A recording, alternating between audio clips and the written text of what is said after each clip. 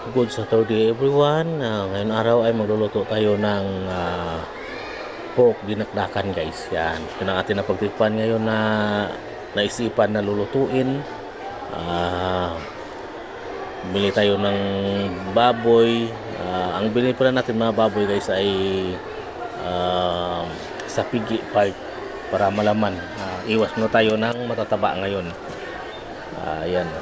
Medyo malaman ang ating gawin na dinakdakan. Yan guys, inisin na muna natin ang ating baboy. Alamas natin sa asin at saka hugasan ng maigi para malinis yung ating gawin na dinakdakan. Yan guys, inasinan muna natin yan at saka lamas. Ulit-ulitin natin paghugas para mawala ang mga dumidikit-dikit na malagkit sa kanyang karne. Yan guys. Kasi after nyan ay papakuluan muna natin. Yan guys. Malinis na yung ating karne. Diretso natin lagay sa pressure cooker guys. Kasi pressure muna natin ng mga 10 to minutes. 10 minutes na natin pupakulo para medyo lumambot ang ating karne guys. Ang nilagay natin sa pakulo guys ay asin lang at saka suka, para hindi masyado maamoy ang ating karne. Mamaya natin timplahan pagka idinakdakan na natin. Ayan guys, lusa na natin ng suka, tapos after nyan ay papakuluan na natin sa pressure.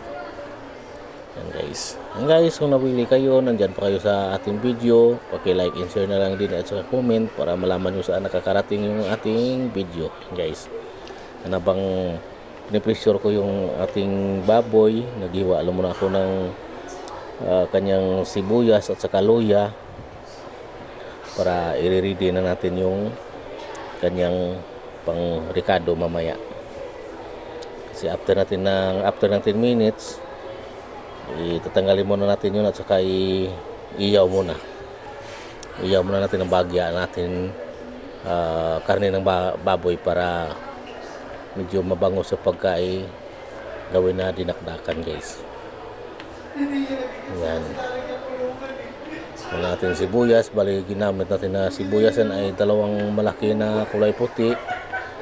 Yan, tapos kalamansi, nagiwa na tayo ng kalamansi para nakahanda na yung lahat. Yan. Yan.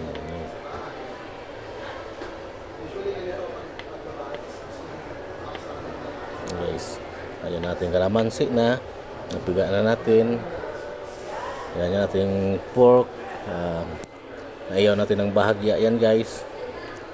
Atin na dyan na tayo sa atin pagtimpla na after ng hiwa natin. Timpla na natin guys yan. Yan ang ating dinakdakan guys. Yan, ready to serve na yung ating dinakdakan guys. Yan, kumpleto na. Okay guys, thank you and good luck.